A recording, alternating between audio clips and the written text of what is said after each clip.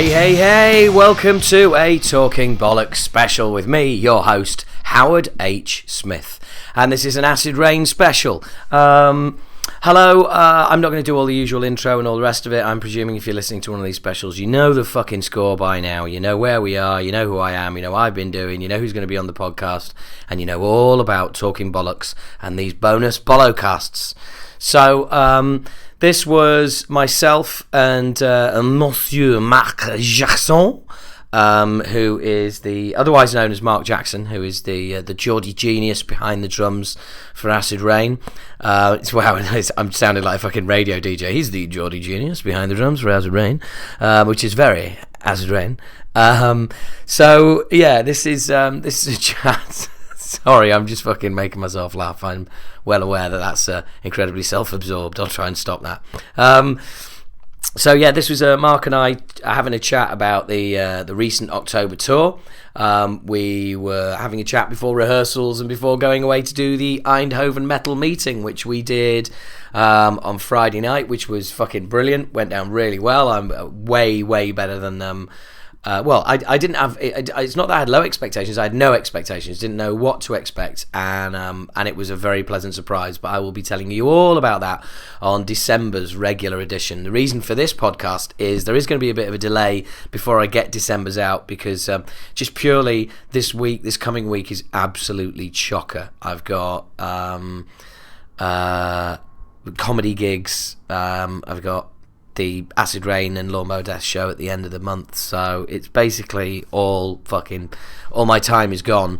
Not at the end of the month, end of the week. So yeah, I've got Christmas dues and gigs all week. I just not got any room to do a proper podcast, so I thought I'd just chug this one out there for everybody. So this is myself and Mark having a chat about all things touring and all the rest of it. I hope you enjoy. Here we go. So you find me once again in my front room with Acid Rain drummer Marc Jackson. Good evening, Mark. Good evening. Well, we're sat here. We've got rehearsals tomorrow, and then we're off to Eindhoven for the Eindhoven metal meeting on the metal meeting on Friday. Which is kind of weird because then we're travelling back on Saturday. It'll all be over, and then we've got the Nottingham Rock City the following weekend. So anyway, we're sat here. Mark's come down by mega shit bus today from Newcastle. Smells great. Yeah, and we're just hanging, chilling because we've got rehearsals tomorrow. Cookie's going to be joining us later on. But not for a bit. So it seemed like an ideal time to have a little bit of a chat and a bit of a catch up because last time Mark and I spoke, I think we'd done Plan of the Damned, but we hadn't done any shows. True. And so it's been pretty fucking awesome, hasn't it? Definitely. It's just been, for those of you who've seen the I'd hesitate to call it a documentary, the No Sleep Till Nunnington. Do try and check that out, kids. It's on YouTube. It's on our YouTube channel. Just shows all the kind of stupid shenanigans that we got up to. But it was awesome. Should we go through the gigs one by one? Go on then. Yeah, why not? So first up, Nunnington. Nunnington, I fucking love it. Trip up there, all a bit. Would you think there were a few nerves in the camp before? In the dressing room beforehand? I don't think we knew what to expect at all. I think we knew we were gonna be all right, but we didn't know how people were gonna react to us. Yeah, well, I didn't know. Because I obviously I kind of done a bit of homework about Acid Rain, and I seen some of the footage from back in the day, so I kind of had an idea what it would be like, but I didn't think it would be like that because of all the the health and safety nonsense that is about these days, with security and all that shite. But it was pretty fucking good. It was, wasn't it? Yeah. But I don't think anyone really knew what to expect, and I think it was it was pretty mind blowing, to be honest. I think it was the volume of the crowd and the whole atmosphere. You could really feel, that they were there to have a really good time, and they showed that to the band. They went absolutely insane and sang every fucking word. Yeah. I thought it sounds cheesy, but we felt the love. Yeah, we? And you could. I mean, from the footage, that you've seen from the Nunnington gig. For what we've seen anyway, from the first song that we play, I think there's one moment where you see me and Paul kind of look at each other smiling, because we're just like, fucking hell, didn't expect this. This sort of response and turnout from Nunnington. Yeah. Well, it was a bit of a surprise, wasn't it? Because it's like it's the middle of nowhere, or at least perceived to be, and we kind of rocked up there, not sure of what to do, and then our merch guy / driver wasn't expecting to be shit himself when people came piling at the merch store. Yeah, because he's used to selling maybe 5 or 10 t-shirts a night, exactly. and we were and even Nunnington, we were just selling shirts hand over fist. It was fucking insane. Yeah, it was awesome. And that was the first kind of inkling that this could be on. Yeah, exactly. Because I was in the dressing room and I came downstairs, and when I looked at the crowd, you could literally just see all these dots of black and white t-shirts. The I'm Not an Acid Rain t-shirts, just dotted about in places, and then I would go back to the dressing room, and then half an hour later I'd come back down, and then there'd be more black and white t-shirts, and because those t-shirts, I think they sold out on the first gig. They were insane. They were insane. And they and we were thinking maybe 150 people. That was the number that was being touted, which if it's 150 people, it's 150 people. I'm absolutely cool with that. But it was probably nearer 300. Yeah. And by the time we went on, and just the cheer, as soon as we went out there, the cheer was like, fuck, right, okay. Yeah, game on. It was game on. Absolutely game on. And then, and of course, there's Chaos Life Informs, wow, that was great. And then Humanoia, and that was proper. Yeah, Humanoia was the crowd pleaser, wasn't it? Really? That's when it started. That's when it started kicking on. Yeah, because it was also that's when people are that's when I kind of noticed that people were singing along, and I don't remember this from back in the day. I think this is years and years of those songs meaning things to people, and they're getting a chance to hear them live again, so they want to sing along. Whereas back in the day, I'm sure, we used to get people to sing along to the chorus of Humanoia, but I'm sure we didn't, there's... Yeah, but you didn't need to this time. Yeah, absolutely. It was just, they were just doing it. Yeah, they were just doing it. And then of course, a personal highlight would be one of the barmaids getting... Barbabes! Barbabes. Well, they were barbabes, let's be honest. Barbabes with a bapsuit. Yeah, they were...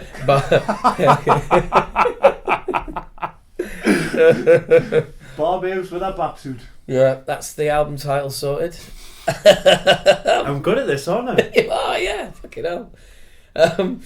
So one of the barmaids got on a guy's shoulders and showed us her boobs, which was brilliant, and you really can tell from the band's reaction. By the way, we have a HD copy of that show, which will be making its way onto YouTube at some point. Don't worry, guys, that is going to appear, but it's not for now. For now, it's band consumption only.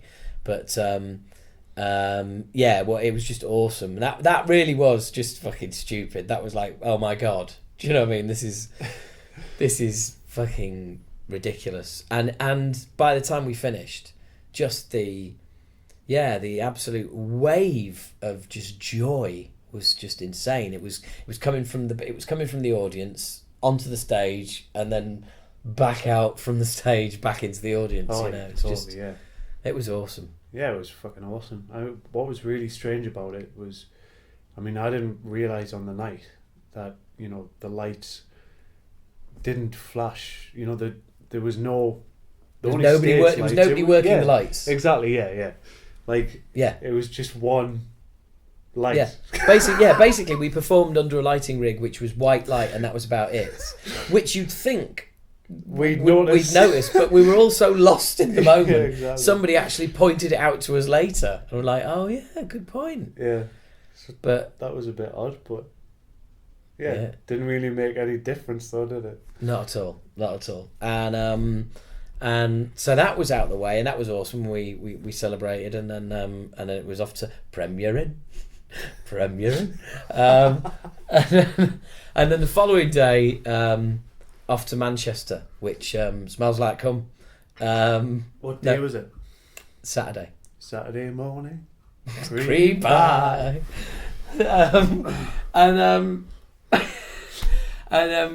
Shittest weather of the tour, I might add. Manchester, what a surprise. It was grey and rainy. And we got lost. And Howard didn't give a fuck. Yeah. That who was it who was playing again? Hawkwind, that was it, yeah. Howard didn't give a fuck that Hawkwind were playing. No, I really didn't. Pete did. Pete shat himself when he seen one of the members in the the main guy, Mr. Hawkwind, whatever his name is. No one else really gave a shit. Chief Hippie. Yeah. And I felt for Pete actually, because he was quite clearly like he'd met one of his heroes, and the rest of us were all like, really, fucking really not bothered, mate. But we found the venue eventually, and we transported. It was Academy 3 in Manchester, and Hawkwind were playing Academy 1. Don't know who was in Academy 2. It's like a lift loading, got all our stuff up there, and I met a few friends come over, which was awesome, and then we did, then we sound checked, all good. Straight away saw that it was going to be a cool venue because it was fucking really such a low ceiling, none of us could use our backdrops. Downer, big metal barrier. Downer, 11 o'clock curfew. Downer, that is in a university, so it's a right fucking Jobsworth festival basically. Yeah. But awesome dressing room. The dressing room was probably bigger than the Nuneaton stage. Well, it definitely was, wasn't it? It was. Actually, it was bad. It was bigger than the Nuneaton and Manchester stage. It was probably bigger than any stage we've played. Yeah. It was a big dressing room. Yeah, so there was a lot of space because I think all the bands were sharing. But yeah, they were, weren't they? It was all of the bands in one dressing room, and it was comfortable. It was cool. Yeah, it was awesome. Space. So Chris, we could do any kind of bitching about anyone else, and no one would know. Yeah. And Chris from Zentrix and myself did the Hard of Hearing feature for Terrorizer, which was quite ironic because the guy Ross brought his laptop, and it was very difficult to hear because it had a shit speaker on it. So the Hard of Hearing feature was very hard to hear. But anyway, you'll see results of that, and then comes the show, and the show was fucking amazing. Yeah, it was. I mean, I still question, which show was the better one on the tour. And to me, it was either Manchester or Glasgow, but for different reasons. You see, for me, it's London. For me, it's the Camden Underworld. Well, you see, I know, yeah. But Manchester, it was the moment I fucking loved was Motherly Love. When people were kind of swaying their arms to the soft melodic part, and it was just everyone. It was the people who worked there. It was the sound woman. Yeah, absolutely. And, woman on the sound desk. How he? Yeah, that was very nice of me. Yeah, but there was fucking everyone, and there was a lot of people there, and. It was just fucking awesome. It was really, really cool, that gig. Yeah, it was. I mean, and so many highlights. I mean, but it's on video. Where I'm saying fuck, you don't need me. Yeah. And the crowd just singing the whole section of Motherly Love. I can have some time off. It was just immense. Yeah. Absolutely immense. I think from the Nuneaton, sorry, not Nuneaton, that's wrong. Yeah. The Nuneaton gig, that was like a warm up for us all, but I think we really did, probably just came together on the Manchester one where we all knew, Yeah. you know, because... Well, we were going on stage that night knowing, A, that we were as tight as we thought we were. Yeah, and we did B, a fucking hell of a job in Nuneaton. So yeah, it's and like, that B, yeah, people are coming to see us. yeah, exactly. So, you know, know. it's our job to kick ass, and that's what we did. Yeah. Sorry, I'm not from America. Kick arse. That's the one. On this podcast, it's kick ass. Yeah.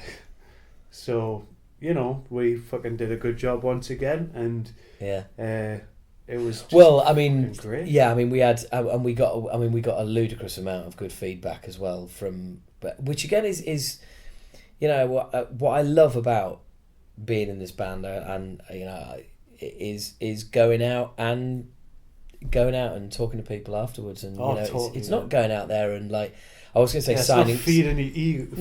No, is it? It's like, not at all. I mean, somebody said to me, "You must be really," you know, one of my mates was saying to me, "Oh, you must be really, really happy about like how it turned out and all the rest of it." And we were talking about it. And I said, "Yeah, people coming up to me saying, you know, wow, I felt like I was fucking 18 again, and you know, and wow, thank you for doing this, thank you for making this happen."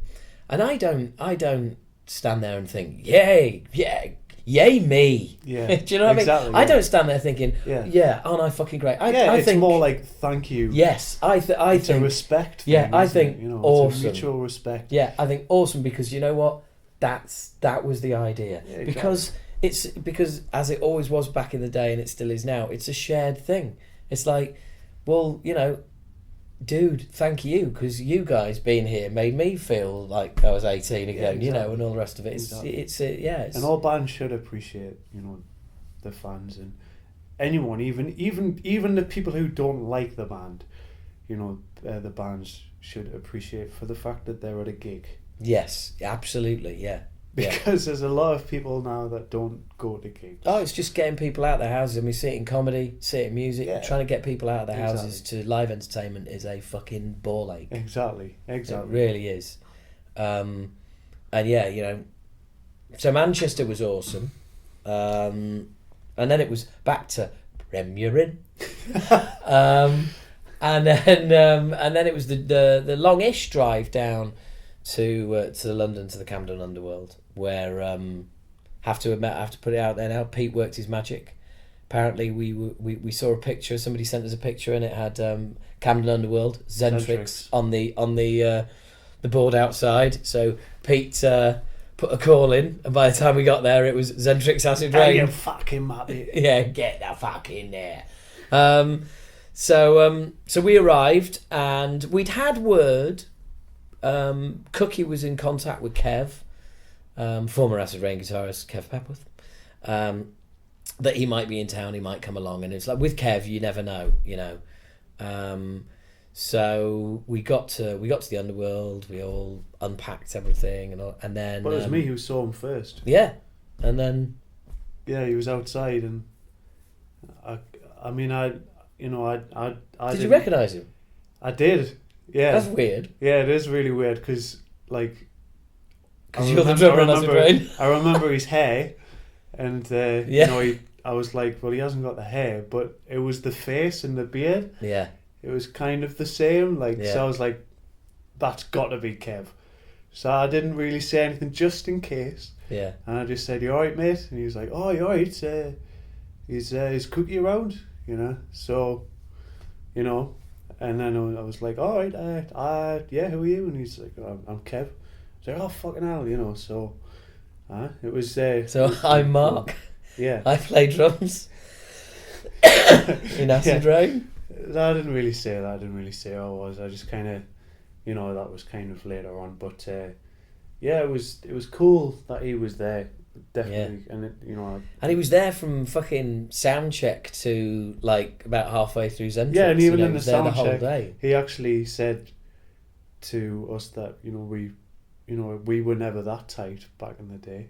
Yeah, that was from sound check, and it was like fucking get in. Yeah, absolutely. Yeah, which probably was good for Paul, because Paul was kind of shitting himself because, you know, him being a massive Acid Rain fan. Was a bit nervous the fact that Kev was going to be there, so yeah, he knew that he'd just be watching Paul and going, Yeah. Oh, you better not what's he fuck done up that? now. Yeah. Despite the fact that if it was the other way around, Kev would have spent the whole night fucking up. But it was great. It was great to see him. It was lovely of him to come along. And of course played his part in the live gig as well with his little sign saying, I'm the real Kev. Because Paul was wearing a t-shirt saying, I'm not Kev. Which, by the way, was a t-shirt he had made ages ago and inspired the I'm Not in Acid Rain shirt. But, yeah, it was cool how trivia fans. He wasn't in the crowd. He was just standing like side stage. Yeah, but there was like a curtain round. Well, that's basically I mean? where people who are like, you know, with the band are allowed to watch from. So he was important. Yeah, he had his accreditation. Yeah.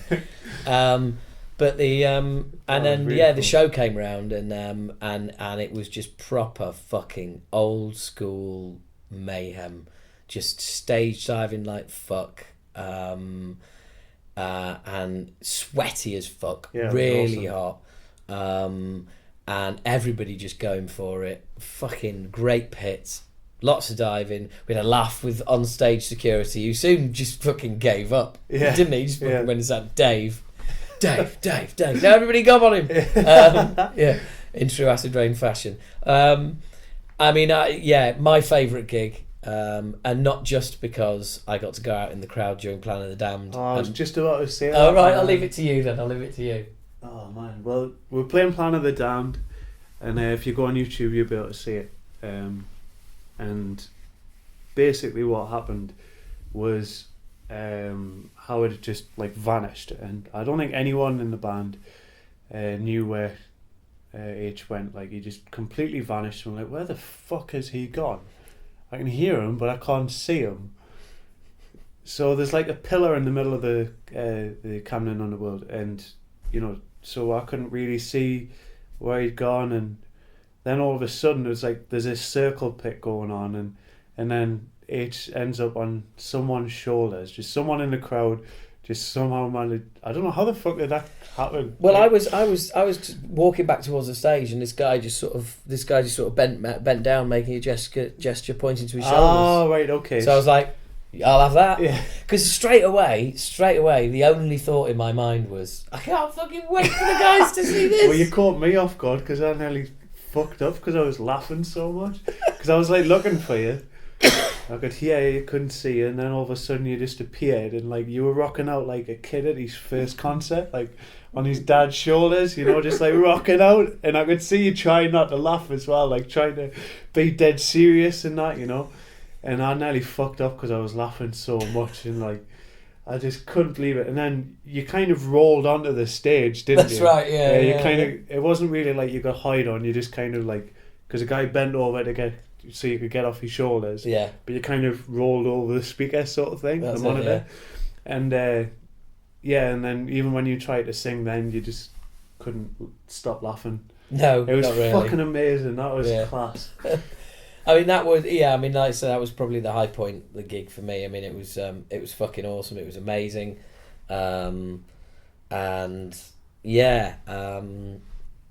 Just everything about it was brilliant. It was a great show. Yeah, it was a great show.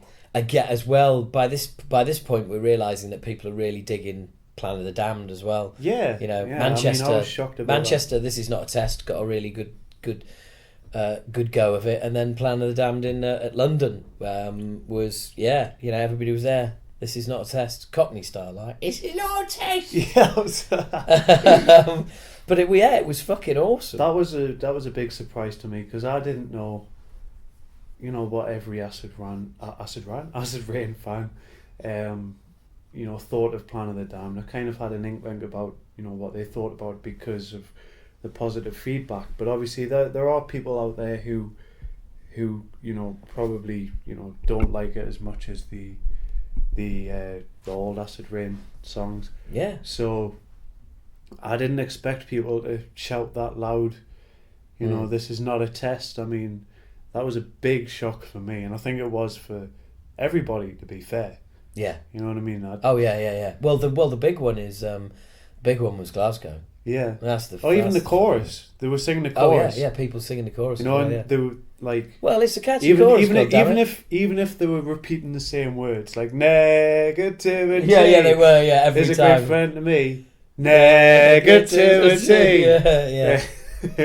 But it No, doesn't. It that doesn't fucking matter. I don't give a shit. No, not at all. Say whatever Not you at all. want. Yeah. Shout. Age is a cunt. Yeah, do. I mean, the thing is, it's one thing that surprised me. So that was the first 3 dates, and one thing that surprised me was just the amount that people were singing along. It's like, you know, we're a thrash band. Do you know what I mean? And it's like you don't get people singing along. You know, it doesn't really happen. But people just seem to have this fucking the complete lack of, I don't know, self-awareness when it comes to coming to our gigs, where people just lose their shit. They want to sing along and go mental, and that's great because that's all I do. So that's fucking marvelous. Yeah, It must be a real buzz for you though, like hearing people sing your lyrics. Yeah, it is. It's kind of weird because the old songs are so old now. It's almost, do you know what I mean? They almost don't feel like mine. You know what I mean? It's weird. I've got to say, I don't know. I never actually like take a moment to go, oh wow, they're singing my lyric. Do you know what I mean? Yeah, it's a moment thing. So yeah, it's just there. It's yeah, part of the show. Absolutely. Yeah. Occasionally, you know, I'd nudge Paul when we were on the road, and I'd go like, you know, fucking hell, people singing along at Plam in the Dam last night. You go, yeah, I know. You know, it's like, we knocked that out in your front room in an hour and a half. He's like, I know, it's mental, isn't it? You know, it's just, you know, and that's the part where you have a little chuckle about it. Do you know what I mean? And so then there was a 2-week gap, and I went to Berlin in that time, and went on a bit of a heroic bender for a couple of days. Yeah, let's not talk about that. Yeah, no, not at all. And then we met up, and it was off to we met up for rehearsals and then off to Ireland. So we did a trip down Carnarvon. I think we went and stayed in Carnarvon or somewhere like that. I'm thinking that was it. Premiering. And then we got up and then we headed to the ferry, and we had a fairly uneventful ferry ride over there.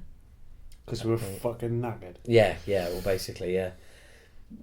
And then we got to Dublin, which was awesome. We got stuck in traffic about 100 feet from the venue. Was that the bus that got stuck? Yeah, there was a bus stuck because some dickhead had parked on a corner they shouldn't have done. But so eventually we got decanted into the building, unloaded and all the rest of it. And yeah, I mean, look, I've spoken about this on the last few podcasts, and I know some people in Dublin got a little bit humpy about things, but you know, sorry, honesty does that. Can't make an honesty omelette without breaking a few eggs. Yeah. You know, we can't lie. It was disappointing. Well, you know, but I'm not saying the gig in general here. I'm, you know, chronologically. Yeah. I mean, it was just because all we'd heard from everybody was that it was going to be absolute chaos. I mean, it was going to be it was going to be rammed, and it was going to be fucking chaos. Yeah, I mean, you know, it's kind of hard to avoid saying that it was disappointing, but like in a way it was. But you know, you got to expect this kind of thing, and like, but also it's like it doesn't matter. There was a good crowd there. They enjoyed themselves. They were up for us. So I got to kick a girl's face in. Exactly. I mean, that's every man's dream. Career highlights. You know, so right there. That's what I'm going to do next gig. I will explain that in a little bit more. That sounds really bad. Yeah, I know. I was wondering when you were jumping in on the whole fucking domestic violence vibe. That's every man's dream. I think you meant every Geordie's dream. All right, okay. Yeah. No, let's explain. Okay, we were playing to a minimum 300 to 400 people a night on those first 3 shows, and then when we played in Dublin, I think we had about 150, 170 in. So as you can appreciate, half the numbers that we were getting in the UK, and we were expecting it to be bigger, or rather not expecting it, we were told it was going to be bigger than the UK.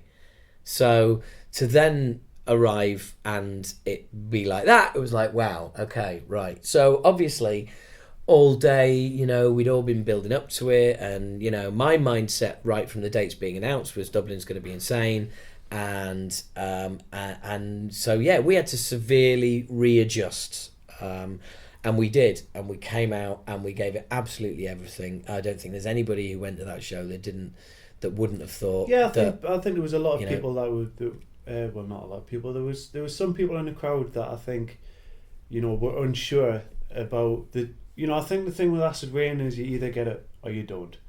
You know, and I think what people need to understand is, you know, we're not one of these, like, you know, we're geek fucking metal and fuck you and all that. It's about having a good time, and it's a togetherness thing, isn't it? Absolutely, yeah. It's, you know, band and crowd in unison. Yeah, we're there to play the music and have a good time, and we're all having a good time together at the end of the day, you know? We're feeding off each other. That's how it works. And, you know, it's just a massive party, basically, you know? But people kind of, I think a lot of people are so used to the whole serious side of the metal thing, and, you know, it just takes a couple of songs for them to kind of get the vibe and understand it, and then that's when they start to let loose, and that's exactly what was. Yeah, and I think it was a great exercise in managing expectations and going out, and we absolutely gave it our all. Yeah, we needed a gig like that. Yeah, absolutely. Instead of just having people going, "Fuck yeah, Acid Rain," you know, it was more like, it was right. So okay, this is different. We've got to work this. Yeah, we've had shows. Go to work. We've just had shows there that we've had an amazing response, and now it's like, right, you know, not saying we didn't work ourselves playing the shows like the previous shows, but this one it was like, right, we have to fucking step up our game and somehow, you know, get these people to understand what the fuck we're about. Yeah. And that's exactly what we did. Yeah, and I mean, it went. It was rocking. It was a great show. I kicked a female photographer in the face as I jumped off stage. Just leave it at that. And I also knocked her camera out of her hand, which I found on the floor and gave it back to her. And then later on, when I went back up on stage in that song, she carried on taking pictures, but I could see that she'd been crying, and like mascara was running and all this, and it was absolutely heartbroken for her. So gave her a little bit of a shout out, and told her that I'd let her give me a blowjob afterwards. See, the thing that H isn't, you know, admitting here is that he did it on purpose. Yeah, absolutely planned it all. Yeah, that face was just itching for a kick in. Yeah. But no, so I did bump into her afterwards. As some of you may know, this story has done the rounds. I did see her afterwards. I said get in touch because her wide angle camera, a wide angle lens was broken. Fucking hell, that would be a pain in the arse to carry about for wouldn't it? Yeah. But so she said her wide angle lens was damaged. So I said, well, look, stay in touch and message me through the website, and I'll contribute to the repair. So I sent her €150 to help with the repair, which I think was about 270. So it was kind of just half, whatever. It's like, you know. So anyway, she was cool with that. It was Godless from the Metal Sucks podcast rocked up as well. So I got to meet. So for all of you out there who didn't already know that, a bit of cross podcast love. He took me out for dinner, like the legend he is. Yeah, he was a nice guy. Really nice guy, and it was awesome to meet him. We just talked each other's ears off all night. It was fucking great. I got a text from Mac that night as well before the gig to say good luck. Which was great. So, you know, Kev came to Camden. Mac texted before the Dublin show and was saying, like, good luck. I remember throwing up black puke because I've been drinking Guinness all day. And so that was nice having ex-members chiming in, and, you know, that was really cool. Did the show. It was great. The after show was supposed to be great, but wasn't great. So we left that. and we all ended up, again, as you'll see, if you'll see on No Sleep Till Nunnington, you will see the fact that we ended up in a gay bar. I think probably the only one in Dublin. But yeah, we all ended up, which is just classic Acid Rain, really. It's like, even we thought, right, fuck this, we'll leave the after party, let's go out and fucking party in Dublin, and we end up in a gay bar. Let's spend like fucking 2 hours trying to find a bar that, you know, suits us. And we think we found the place, and then it turns out to be a gay bar. Yeah. Whoops. So yeah, that was cool. Stayed in a hostel, got clamped because our professional driver missed the sign. Was just right out front. 2 foot. 2 foot from the truck where he parks. Yeah, outside his front window. Didn't bother reading the instructions. So yeah, we got clamped. That was great. And then we headed off to Belfast, having picking up Chinese and noodles from a service station, which was awesome. It was awesome, wasn't it? It was just what we all needed. It was a lovely little change. It was literally, wasn't it? It was a lovely change. And then we all got to the venue and shat out our Chinese. But yeah, so we got to the venue. Stringy shit. Really, really cool. All day are going on.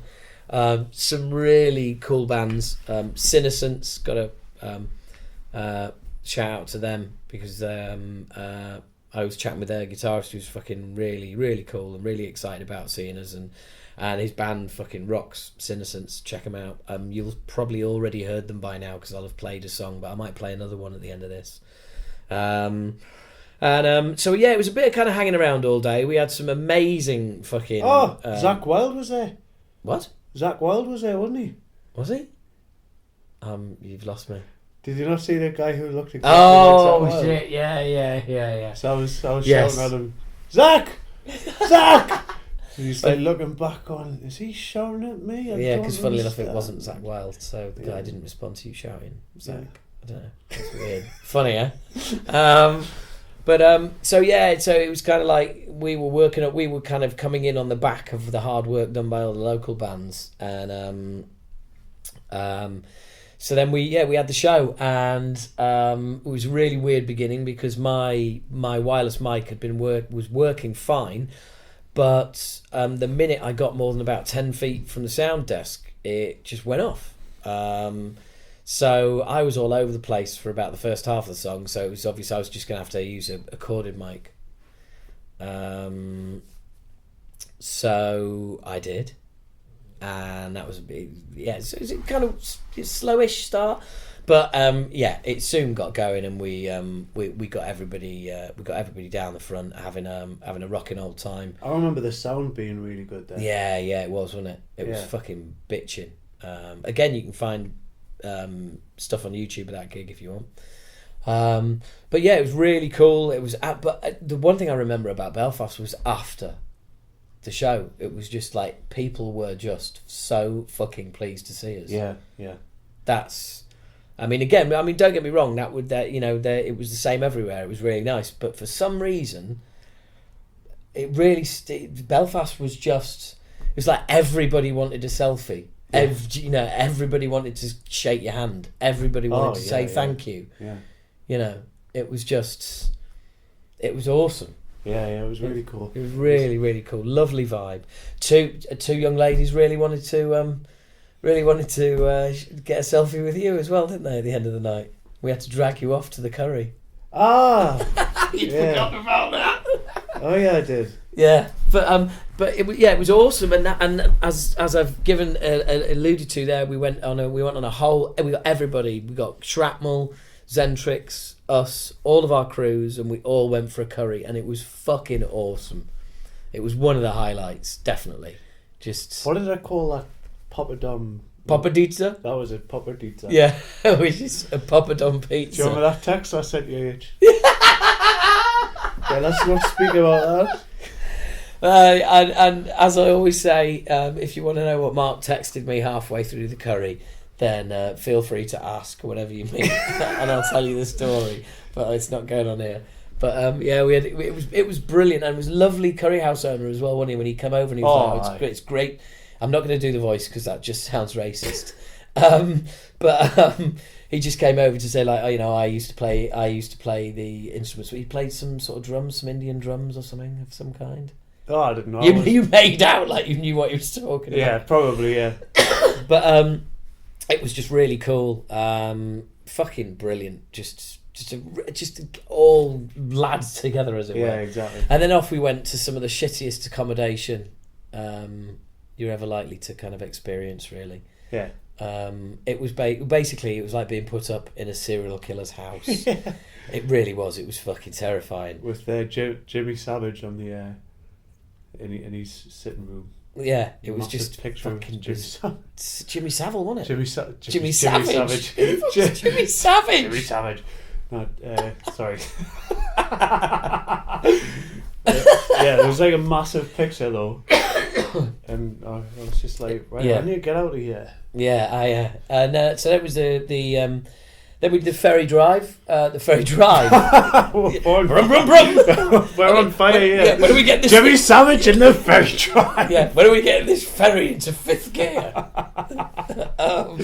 So has it got a sunroof? So and if any of you have listened to the Shrapnel podcast, that was on the ferry journey, and then we arrived in Scotland, and I'm sure a lot of you might have seen some of the pictures that we took, because basically we got in very early, west coast of Scotland, and we didn't have to be at the venue till about like 3, so we had hours to spare. So it's like, well, what the fuck, you know, bands can forget to enjoy themselves on the road, and you can get in a tunnel vision of like, you know, get to the venue, got to get to the venue, got to get to the venue, right, next venue, right, hotel, venue, hotel, venue, hotel, venue. And you just get into that fucking mindset. But we were kind of driving along the east coast of Scotland, and all just constantly with our fucking jaws on the floor, because it was just amazing scenery. And then we were driving along the coast, and it was just like, and the driver just said, do you want to stop for a bit? And we were all just like, yes, yeah, definitely. And again, if you've seen No Sleep Till Nunnington, and if you've seen the pictures on Facebook and all the rest of it, you'll have seen that we behaved like children on the behaved on like the children beach. in front of children. Yeah. We had a great messing about on the beach, and it was really cool. We then found this little place to eat, which did like square sausage, which you can only get in Scotland, and black pudding and stuff like that. So we were having the most insane fucking awesome baps, and it was gorgeous weather, and it was just the coast was just, wasn't it? Yeah, it was. It was very well put. It was perfection. It really was, and it was great. So we just, you know, we fucked about, and then we got back in the truck and we took it very easy and got into Glasgow. And then bumped into Chris from Centrix, and he was sat there and he was going, where have you lot been? I said, oh, you not been on Facebook then? And he was like, no. I said, we stopped for a couple of hours and played by the sea. and he just looked at me and went, that's what we should have done. I was like, well, seriously, did you just leg it here? And he was like, yeah. It's like, we've been parked in a side street in Glasgow for 3 hours. I was like, yeah, you definitely should have gone playing on the beach. Winning! Yeah, winning! So then as soon as we got there, we decamped from the bus, left the driver on there, and we went straight to the Wetherspoons pub on the corner of the street where the venue is, and we had a roast and a pint, and Paul even had a pint, actually. Which is quite rare. Yeah, and we had and we just all sat, had a roast, had a beer, and then went into the venue, and it's time to load in. Great. So that day flew by. Sound check, all the rest of it. We did a big, we did a full 5-member band interview as well, which was really weird the way that happened. Oh shit! I forgot about that. Yeah, because I went out to the van stroke bus to do the interview. Yeah, that was our dressing room. Yeah. Yeah, because there's no dressing rooms at the venue. So I went to the van to do the interview, and Paul was already in there. So the interviewer was like, "Oh, are you going to be involved in this?" He goes, "Well, I'll just say something in case he said, the only time you'll hear from me is if he says something really fucking stupid." So I was like, "Right, you'll be hearing from him then." So it was just me and Paul. We were answering a few questions, and then Marc came out of the venue and came in at the van. So we added Marc to the interview, and then a little bit later, Cookie came in. Cookie came out of it, so then Cookie joined it, and then Pete came into the van, and we were And basically, it ended up being a whole band interview bit by bit. Yeah. It was really cool. It was really cool because everybody was able to sort of say their piece, and it was really nice. And then the gig, what some people are calling the best gig of the tour. I think heard that from quite a few people. Quite a few people in the band, and also quite a few people on the tour. You know, other bands' crew, and you know, members in other bands, and our driver, and all the rest of it, who described it as flawless, which I thought was amazing. And yeah, fuck me, it's like it was one of those nights we just went on stage, and just from the minute we went on stage, it was just like, yeah, this is on. This is... Yeah, I mean, I think it's, you know, the venue as well, it was very cramped. It was literally, you know, it was like playing a garage, really, wasn't it? There was no windows or anything. It was just, you know, you had the door for the exit, so it was really hot and sweaty. It was just... It was just... Well, people were actually having to go out and take a break between bands. Yeah, because to it was get fresh so air. hot. It was fucking freezing, by the way, but everybody was happy to be out there because it was so fucking terrifyingly hot. Yeah, yeah. But it totally added to the atmosphere, and it was an amazing gig from the get go. You know, it was fucking unbelievable. It just felt like everything that happened was spot on. It was perfect. It was unchangeable. If there was anything changed from it, you know, it just wouldn't be as good. Well, also the fact that it was the second something I've remembered about the Camden gig was when they were all chanting "Acid Rain, Acid Rain, Acid Rain." It's like, because that took me back to way back in the day, because that's how it used to be chanted back in the day. But anyway, leaving that aside, back to Glasgow. It was just like the minute the intro tape went on, they were into it, and they were just fucking laughing at the jokes in the intro tape, and it was like straight away, they were just fucking up for it. They were up for it straight away, and it was just like, right, fucking hell, we're up for it. Last gig of the tour, they're up for it. This is just meant to happen. To put it into a different context, and for people listening as well, and have you ever been introduced, or have you ever met a girl? And I know this is going to sound sexist. It's not fucking sexist. It's just the way it is. If I was a woman, I'd be saying it the other way around, right? But if you ever met a girl and kind of shaking hands or whatever, and straight away, you know, something's going to happen here, like straight away. There's just that magic. There's a spark. Right. Okay. Do you know what I mean? One or two words are exchanged, but straight away you feel comfortable in this person's company. You feel relaxed, and you think, yeah, we're going to get along really well, like really fucking well. That's how it was for me. Do you know what I mean? It was like, that's the audience, the band.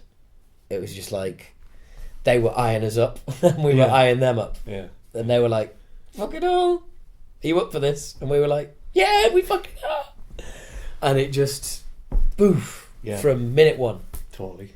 And some great stories afterwards from people. I remember a guy took me aside to tell me how depressed he'd been that Scotland had been knocked out of the Rugby World Cup incorrectly just minutes beforehand.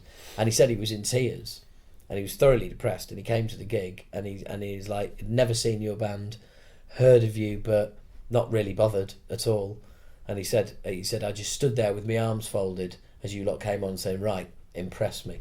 And he said within 20 seconds my hands were down by my sides. And he goes, about halfway through the first song I was thinking, this is fucking amazing. and it was like, he had this huge smile on his face, and he was just like, thank you for turning my night around and all this. It was like, wow, dude. That's cool. Yeah. But it was an awesome show. It was an awesome show. With all sorts of highlights in it. I can't really sort of speak about them sort of single any out. Apart from you diving off the bar. Oh well, I did dive off the bar. That was fun, yeah. That was great fun because we were told that we weren't allowed to stage dive, but so I got on the bar and did a dive off that. Hey, what a hero! Someone chucking water at you. And someone chucked. Someone chucked. You asked for that, or you chucked it at them? Oh, absolutely. And as I said at the time, typical fucking Scotsman, missed me by a mile. But the whole show was fucking great. We slipped hanging on the telephone into our set because we weren't going to play it that night because we were doing a shorter set. But we had good time because we got crew who were on the ball. Anthony was like, you can make it really good time. So we just chucked it in, which was fucking awesome. People loved it. But that was Plan of the Damned night. Glasgow. Oh yeah, totally. Because I mean, not only did they do "This Is Not a Test," and instead of it being Cockney, this was the Scottish version. This is not a test. It was the cheer before, when it was introduced. Yeah, that we were going to play it. I was like, "This is Plan of the Damned." Big cheer. We played it. Everybody did "This Is Not a Test," and then the pit went mental. It was the most violent pit of the night, and it was for the new song. And I was like, "Wow, that is fucking special." And I mean, as listeners who know the song know, like the fast part starts with a very long guitar solo, and Paul does all that soloing, and I was punching him. It starts with a snare drum, actually. Oh yeah, well fuck off. All right, it starts with me shouting, "This is not a test," actually. But Paul was soloing, and I was fucking punching him on the arm, going, "Look, look," to make him look out at the pit. And he was trying to solo, and he was laughing, and it was just one of those moments where, it was like, wow, look at that. But again, and audiences feed off that because they see how fucking chuffed you are about what they're doing, so they crank it up again. More, yeah, absolutely. Yeah. It's awesome, and it was a brilliant night, and then when we finished playing. And it was the old acid rain. I mean, it was. I'll use the word. It was magical. Yes, it was a magical night. It was magical. It was jolly good. And then later on, four of us all took most of our kit off and went on stage while Zentrix were on to make them feel really awkward. Yeah, and I think we did make. I think that worked a treat. Yeah, I think that worked a fucking treat. I don't think they were expecting that. The weird thing is that not only did Cookie not take part in this, and normally he'd have been the first to do this. Yeah. He was completely unaware it happened at all, and he was in the crowd. And I'm not going to say what he was doing, but let's just say he was in the crowd. He was in the crowd. He was in the crowd, right? Zentrix were on. We all came out. We fucked about for a good 2 or 3 minutes, and then we went off again. And he didn't know until we told him afterwards. So there's a bit of a mystery. Answers on a postcard. What could Cookie have been doing? He was in the crowd. I'm just putting it out there. He was out there.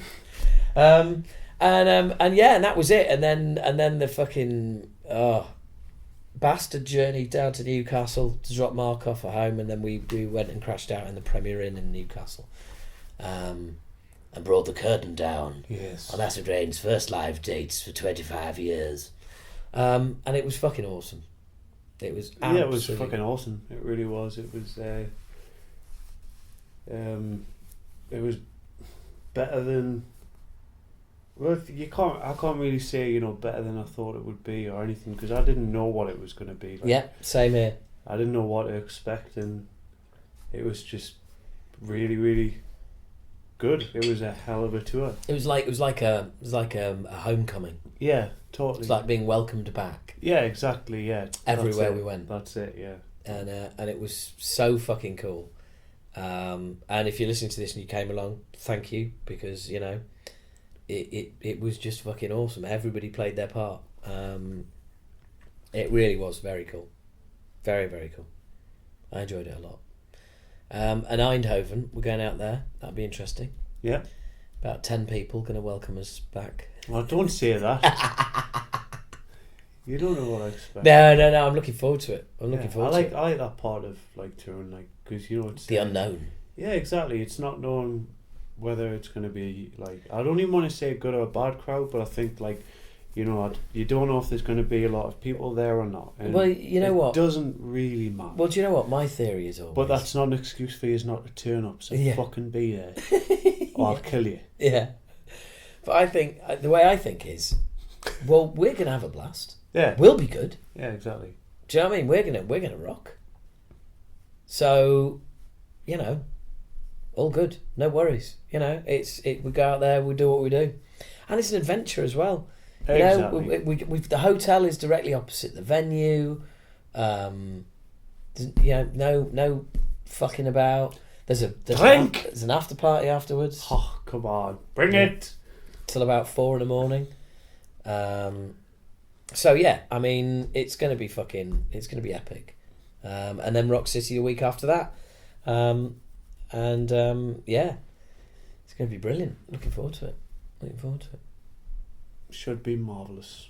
But speaking of which, I mean, I didn't want to just do this as a whole kind of like Acid Rain retrospective. In fact, I didn't sort of expect to do that at all, but we did, and it was fun. I wanted to talk to Marc specifically because Marc is making his way in the world as a musician, as a full-time musician, and it's fucking really hard. You know, it's not like it used to be. You know, get signed to record deal, everything will be all right. I mean, you're constantly putting yourself in the shop window, aren't you? I mean, yeah. I mean, since playing those dates with us, you've played how many shows? What was the band? But with Controller Storm. Yeah, Controller Storm. How many dates did you do with them? I did one gig with them, and then I did a few more gigs a couple of weeks after. All right. Or a week after or something. I can't actually remember. Right. But you've also got your own band. Yes. Called Syntheta. There you go. And you're constantly, I mean, and you're teaching as well. Yes. For Yamaha. And it's weird. It's weird for me because it's like. And for myself. I teach for myself as well. But it's weird when I see you, like seeing pictures of you with like Control the Storm and stuff like that, and it's like, it's totally my issue because like you know where this is going. Go on then. You know those. I do. Yeah. And but no, it's like because of where I'm old school. All the rest of it, it's like, it's. Seeing you out there putting yourself in the shop window and playing with other bands, I can't help but feel like, oh my God, he's cheating on me.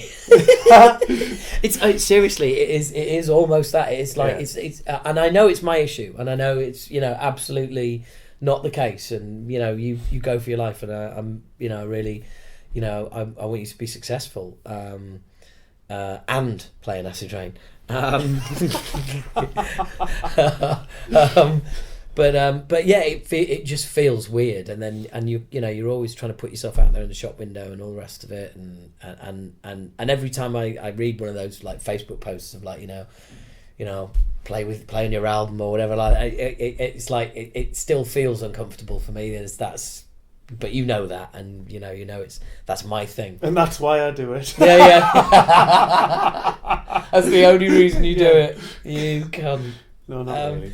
But the point I'm making is that's what you've got to fucking do, isn't it? I mean, you are absolutely on it, 24/7. I am. 365. Yeah, I mean, ever since I started drums, the thing is I don't just like saying that ever since I started drums. It was ever since I really, really deeply got into music. I wanted to be a part of it, and I wanted it to be a big part of my life, and it's a huge part of my life, and it's one of the things in life that I really get a buzz from, and it helps me in a lot of ways in life, and it's more than just a passion, I'm constantly thinking of other things I can do, and anything musical I could come up with, whether it's songwriting or drumming or what, or even like experimenting with like different styles of music and stuff, or this kind of music I've never heard of, and just everything music. It's always there, and it's so clear to me that like music is a big part of who I am. So I want to continue doing it, so why the fuck not? Yeah, no, absolutely. But it is really, really hard. Yeah. It is really, really hard. I mean, I've had this discussion with various people on the podcast. I mean, it's, effectively now, if you're, certainly as a band, as a business, if you're not on the road, you're burning money. Yeah. If you're a touring band, if that is your job, your band members, you have to be on the road.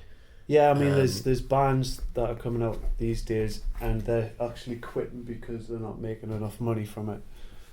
And there's quite a few bands, that are just going out and quitting, and then just they're saying exactly that.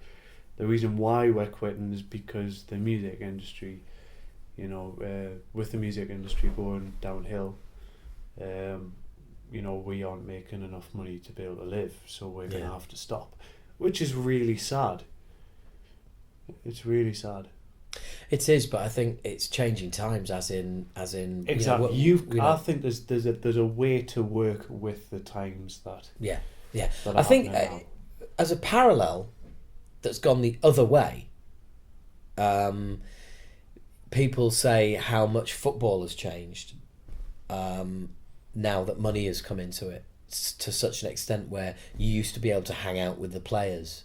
Do you know what I mean? Or now they're multi-millionaire stars, and it's kind of the reverse as to what's happened with music. Yeah. As the money's gone out of music, but what you're left with is a lot of people in both those camps.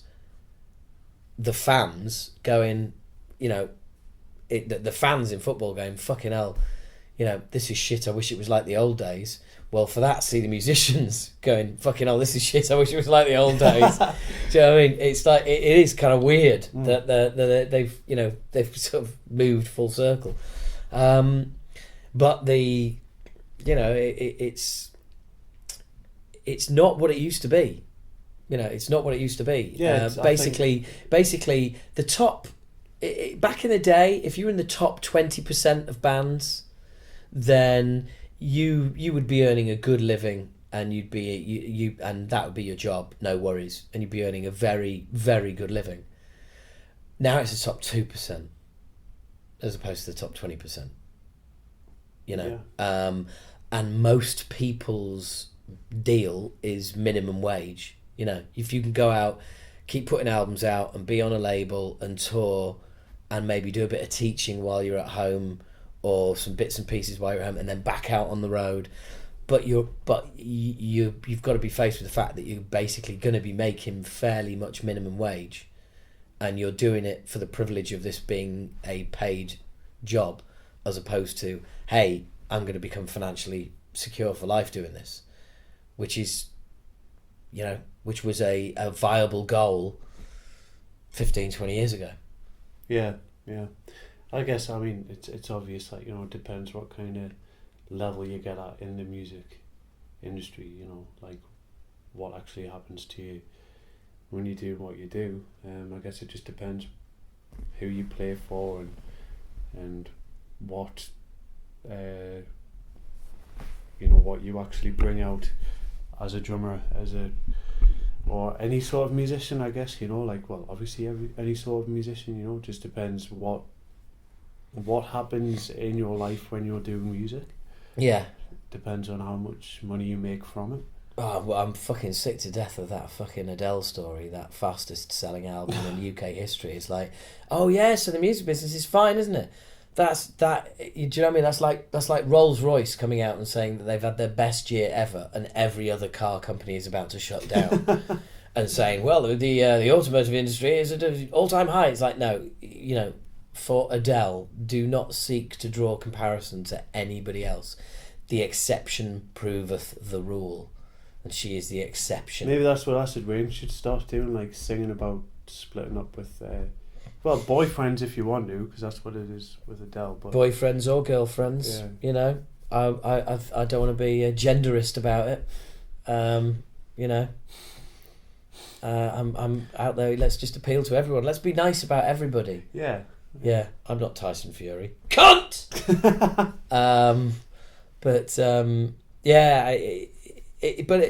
But like just the amount of struggle that's involved,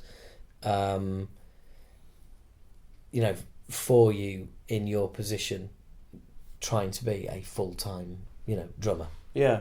I think it comes down to a lot of sacrifice, but it also comes down to doing a lot of different stuff, doesn't it? Like, you know, a lot of different music. Oh yeah, totally. I mean, that's kind It's of... like you're sort of like the Geordie version of Mike Portnoy, but not a cunt. But not a cunt. Wow. Well, I mean, I don't know Mike Portnoy, so I can't really say. Yeah. Beautiful. I don't, but trust me, he's a cunt. But sorry, Mike, I know you listen. Cunt. With music, you know, that's what I love about music. I don't just want to stick to one particular style. I want to experiment with different styles of music because I love music overall, not just metal. Metal is the main sort of music that really makes us kind of get a buzz from it, you know. But you know, as you get older, you want to, you know, be more open-minded, and as a musician, you should be. Well, the thing is, as well, is that different kinds of music, different kinds of playing, will all ultimately come back and benefit you as a drummer. Exactly. Because you pick things up from other walks of music that you will bring into metal. Exactly. Into playing when you're playing metal. Even if you don't kind of, you know, try and play along to whatever you're listening to, what you don't know is, you know, that there's stuff that will be played from music that you've put on that you'll put in whatever you play to whatever song you're playing to, with whatever band you're playing for, whatever. You won't even know that, you know, it's actually in there, part of you. It's influenced you in some way. That's what I'm trying to say. You know what I mean? Yeah. There's a few times when I've done that, where I've played a fill and I'll go, that's a really fucking cool fill. Where the hell have I got that from? Yeah. And you know, I won't even try and look for it, and I'll just I'll hear it and I'll go, that's where it's from. Yeah. It's not on purpose, you know. It's not like, oh, I really want to be like this guy. Yeah. I really want to do that fill because it sounded cool. It's just there, without you even knowing. Yeah, no, absolutely. I felt exactly the same when I wrote a song called "Message in a Bottle," and I must have heard it somewhere before. Apparently, there is a band called The Police. But no, I mean, it's called being eclectic, isn't it? You know, I mean, I'm exactly the same in my lyric writing or whatever. You know, I love Suzanne Vega's lyrics. I love Hetfield's lyrics. I love Fish's lyrics. I love Jala Biafra's lyrics. I mean, they're all wildly different. Again, I'm kind of working. I've got, I think, about 3 or 4 sets of lyrics for what will be our new album, and I'm really kind of sort of taking my time, and a lot more about, in the past, and Plan of the Damned to a certain extent is kind of like my kind of point of view or sort of commentary on an issue or something, whereas the lyrics that I have, the other sets of lyrics I have, are more about things that have happened to me and about how I feel about them. So I think the older I get, the more I'm writing about how I feel as opposed to what I think. Yeah. And but that comes with time. Do you know what I mean? And having, I think, you know, the life experience as well, you know. So yeah, I mean, it's interesting. It's going to be really interesting to kind of stir all this together in a big pot. Yeah. I'm looking forward to it. Yeah, definitely, man. Should be awesome. I mean, again, it's one of those don't know what to expect kind of thing, and I think I don't know how long it's going to take, because obviously, you know, when you write a new album, you want to think. I guess you don't want to think. I guess that's kind of the thing, the trap you don't want to fall into. But it's got to sound acid rain, like acid rain. Like whatever that even means. But, Yeah. you know, acid rain definitely do have a particular sound. And I think, you know, from Plan of the Damned, you kind of realise that, you know, Paul is kind of the key to, like, you know, having that particular sound in the band. Yeah. Instrumental wise, and anyway. Well, I think, Kev paid me, I mean, because Kev said, you know, how much he liked Plan of the Damned when he came to the Underworld, and he was saying, like, do you think it sounds like Acid Rain? And he said, well, it's got your voice on it, so it's going to sound like Acid Rain. And I was like, yeah, okay, I know what you mean. I don't necessarily agree with that. I think it's got to be. Yeah, you're right. There's a not a standard. There is a style there. There is a Definitely. You know. It's kind of hard to. And the thing is, well, we've always had the catchy chorus. You know, Motherly Love, on.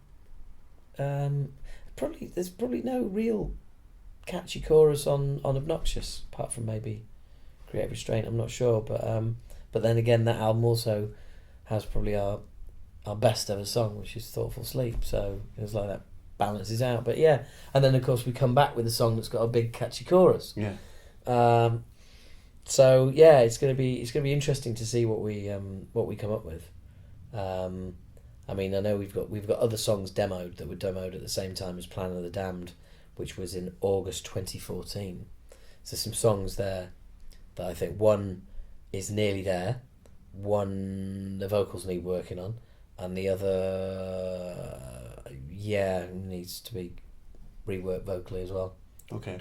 But yeah, I mean, I think we're not far off. Yeah, exciting times. Definitely.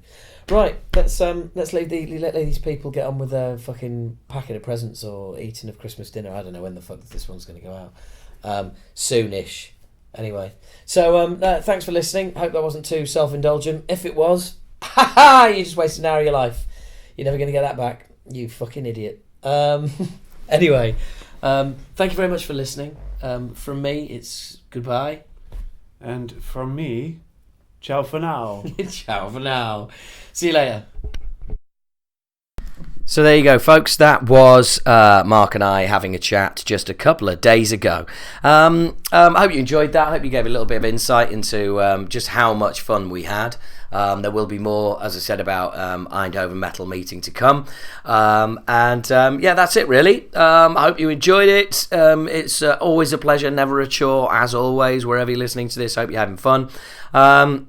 And thank you very much for tuning in for this special Acid Rain special, which is very Acid Rain.